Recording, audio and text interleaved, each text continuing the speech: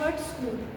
Frankfurt school जो है एक सामाजिक और राजनीतिक दर्शन का एक महत्वपूर्ण बौद्धिक आंदोलन और समाजशास्त्रीय सिद्धांत है जिसने 20वीं शताब्दी में महत्वपूर्ण विचारधारात्मक परिवर्तन किए। इसकी स्थापना जो है जर्मनी के फ्रैंकफर्ट शहर में 1923 में इंस्टीट्यूट फॉर सोशल रिसर्च के रूप में हुई थी।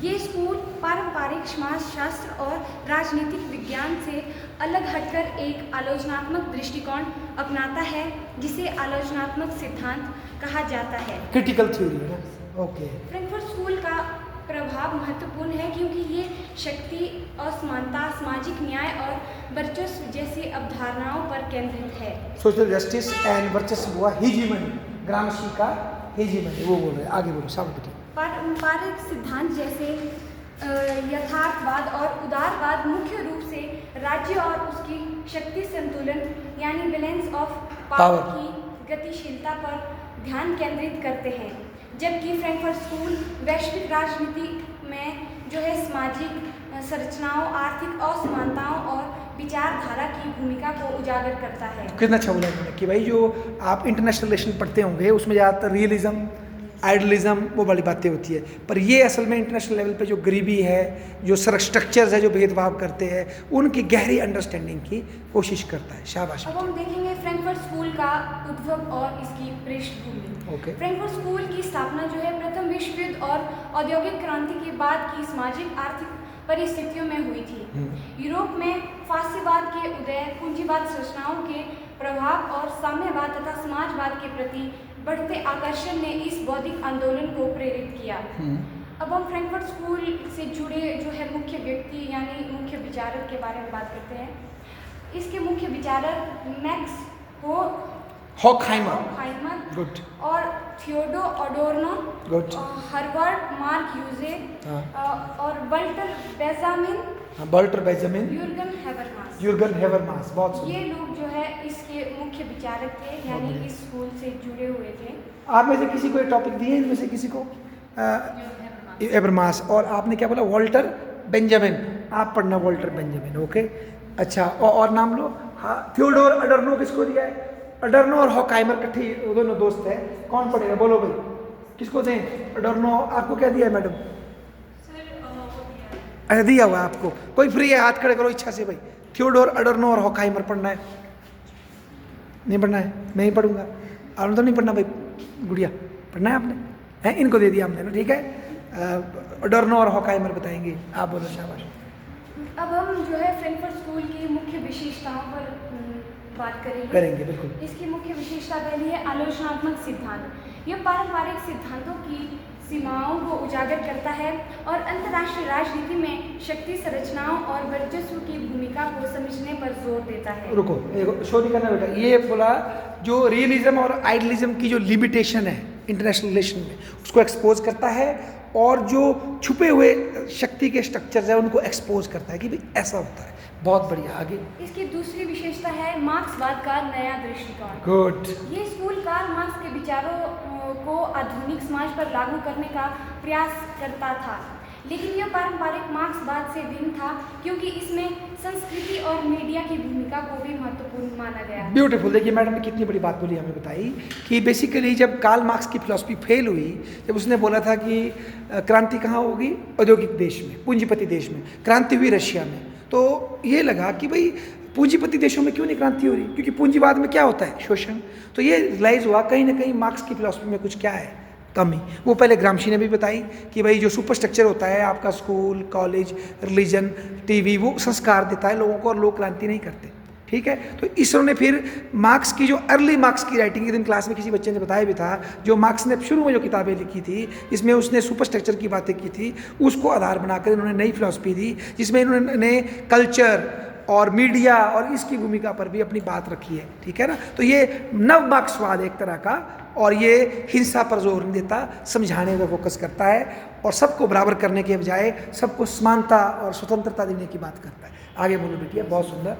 फ्रैंकफर्ट स्कूल की तीसरी विशेषता देखेंगे हम, संस्कृत उद्योग। संस्कृति उद्योग जो थियोडोर अडोर्नो और मैक्स हॉकहाइमर उन्होंने जो है संस्कृति उद्योग की अवधारणा दी, जिसमें ये बताया गया कि पूंजीवादी समाज में मीडिया और मनोरंजन जो है जनता को नियंत्रित करने और उसकी सोच को सीमित करने का काम करते हैं। ब्यूटीफुल, मतलब उन्होंने ये बताया कि पूंजीवादी व्यवस्था में अब टीवी मीडिया के थ्रू एक नई इंडस्ट्री बनी। पहले कारें बनती थी, कपड़े बनते थे, अब शो बनते हैं और वो शो आपको जोड़ के रखते हैं, आपको एक मूल्य देते हैं। इसको बोला उसने कल्चरल इंडस्ट्री। एक कॉन्सेप्ट है उन दोनों का। शाबाश। इसकी जो लास्ट विशेषता है वो है व्यक्तिगत स्वतंत्रता और पूंजीवाद की आलोचना। वाह। फ्रैंकफर्ट स्कूल के विचारकों का मानना था कि पूंजीवादी समाज में व्यक्ति की स्वतंत्रता केवल एक भ्रम है, क्योंकि सामाजिक संरचनाएं उसे नियंत्रित करती है।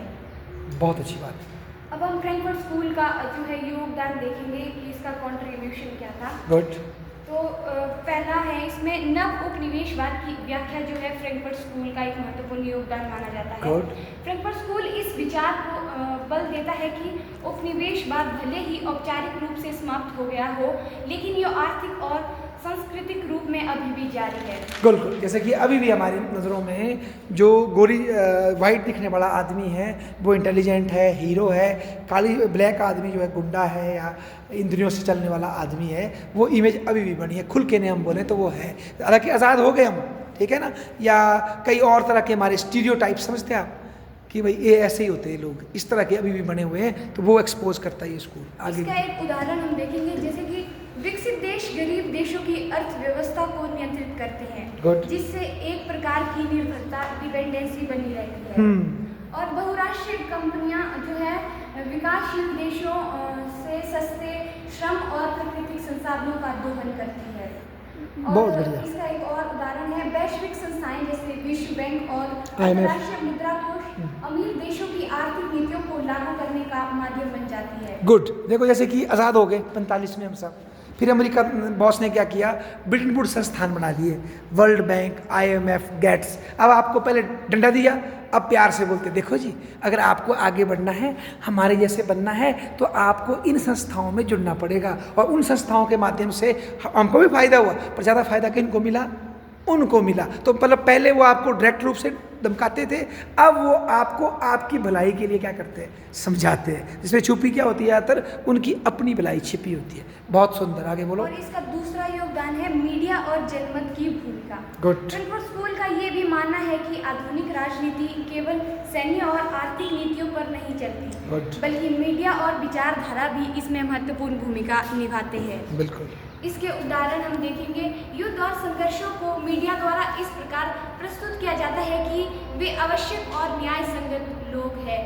मतलब युद्ध और संघर्ष होते हैं तो मीडिया वाले ऐसे दिखाते हैं कि युद्ध हो रहा है तो ज़रूरी था तब युद्ध हुआ। हाँ। और ये न्याय संगत है। मतलब मैडम का मतलब है जैसे कि जब इराक में, जब अमेरिका ने अफगानिस्तान पे अटैक किया, इराक पे अटैक किया, तो ये दिखाया गया कि भाई ये जो अटैक है ये बहुत ज़रूरी था, हमें खतरा था। नैरेटिव चलता है मीडिया में, एक वर्जन चलता है कि ये खतरा तालिबान से है, फलाने से खतरा है, तो इसलिए फिर लोग मोटिवेट होते हैं। जैसे फॉर एग्जांपल हमारे देश में मोदी जी के टाइम वो हुआ, अभी जब अटैक हुआ तो हमने वो किया, वहाँ पर एक मूवी भी बनी उसके ऊपर, विकी कौशल था उसमें, वहाँ जाके ठोका उनको, है ना।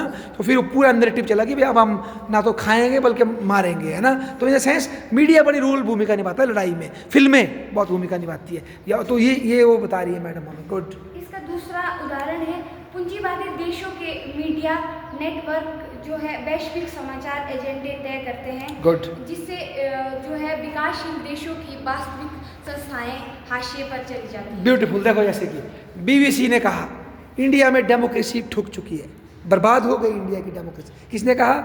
BBC ने। CNN ने कहा इंडिया में ये कमी है। पाकिस्तान में CNN है किसकी अखबार? अमेरिका की अखबार है। BBC किसकी अखबार है?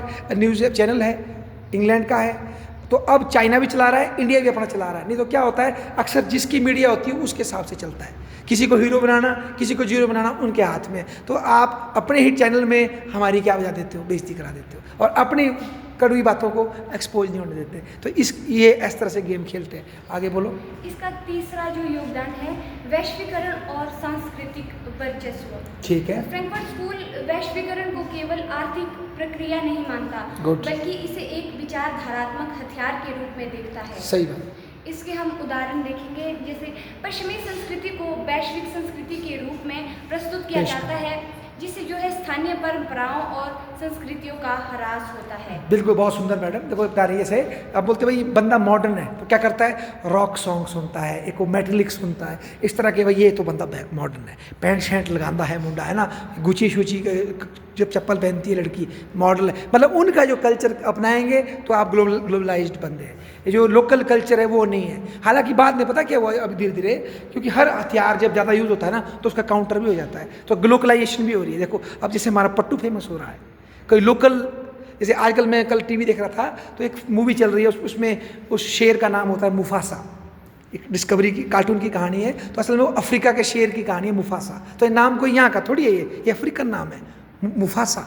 मतलब इन द सेंस डबल चलता है, ऐसा नहीं। देखो अभी एक अफ्रीकन वो सिंगर है, वो पता नहीं कहाँ का, जो गाता है काम डाउन काम डाउन। नाम बताओ क्या नाम है मैडम आपका फेवरेट सिंगर? नाम क्या है उसका? आपको नहीं पता क्या नाम है उस सिंगर का? तो छोटे से मतलब समझ गए आप, छोटे से कद के हैं, बड़ा रील आपने भी बनाई हो कभी, कम डाउन नहीं सुना आपने? तो देखो वो फेमस हुए ना, तो अब डबल भी चल रहा है। पर फिर भी कहीं ना कहीं जब आप सोचेंगे, ग्लोबलाइजेशन का मतलब होता है वेस्ट की तरह हो जाना। ये बोल रही मैडम, गुड। इसका एक और उदाहरण है, उपभोक्तावाद को एक नए प्रकार की मानसिक गुलामी के रूप में देखा जाता है, जिसमें लोगों को केवल उपभोक्ता के रूप में परिभाषित किया जाता है। ब्यूटीफुल। देखिए ये इन्होंने मार्को को वन डायमेंशनल मैन की याद दिला दी हमें। वो भी इसी स्कूल का है, उसका नाम पढ़ना भूल गए थे मैडम। उसका नाम है हर्बर्ट मार्क्यूजे। कि भाई लोगों को ये सिखाया जाता है, एक गुच्ची वाले वो ले लो, जूते ले लो, या एडिडास के जूते पहन लो, या ये कर लो, यही आपकी लाइफ है। लेटेस्ट एप्पल का फ़ोन ले लो, फलानी गड्डी ले लो, तब आपकी डैश होगी, तब आपकी पर्सनैलिटी होगी। और व्यक्ति जीवन में इसी में फंस जाता है। ऐसा ये मैडम हमें बता रहे हैं। आगे जी। ये था फ्रैंकफर्ट स्कूल का जो है योगदान। और अब हम देखेंगे फ्रैंकफर्ट स्कूल की आलोचना। गुड। कुछ आलोचकों ने जो है फ्रैंकफर्ट स्कूल की आलोचना भी की है, जो इस प्रकार से है। पानी तो नहीं पियेंगे आप? ठीक है, बोलिए बोलिए। फ्रैंकफर्ट स्कूल ने अंतर्राष्ट्रीय संबंधों में एक नई दृष्टि प्रस्तुत की। फिर भी इस पर कुछ महत्वपूर्ण आलोचनाएं भी की गई है। जैसे आलोचकों का मानना है कि ये अत्यधिक सैद्धांतिकता पर आधारित है। फ्रैंकफर्ट स्कूल की अधिकांश व्याख्याएं जो है सैद्धांतिक और व्यवहारिक नीतियों में इसका जो है स्पष्ट उपयोग कम देखने को मिल रहा है। मतलब इसमें सिर्फ सैद्धांतिकता पर ध्यान दिया गया है। विचारिक ज़्यादा प्रैक्टिकल नहीं है। बहुत अच्छा, बहुत अच्छा।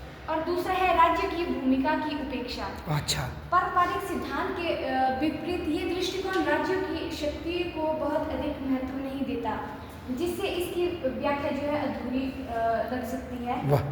और तीसरा है सामाजिक परिवर्तन का अस्पष्ट एजेंडा। आलोचनात्मक सिद्धांत केवल समस्याओं की ओर इशारा करता है, लेकिन इसके समाधान के लिए कोई स्पष्ट रणनीति नहीं प्रदान करता। इसलिए जो है फ्रैंकफर्ट स्कूल की आलोचकों द्वारा अलग अलग आलोचनाएं की गई है।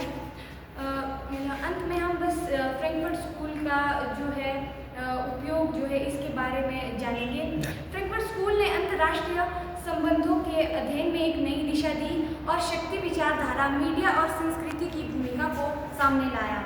इसने पारंपरिक यथार्थवाद और उदारवादी सिद्धांतों की सीमाओं को उजागर किया और अंतर्राष्ट्रीय राजनीति को केवल सैन्य और आर्थिक शक्ति तक सीमित न रखते हुए सामाजिक और सांस्कृतिक संदर्भों में भी देखा।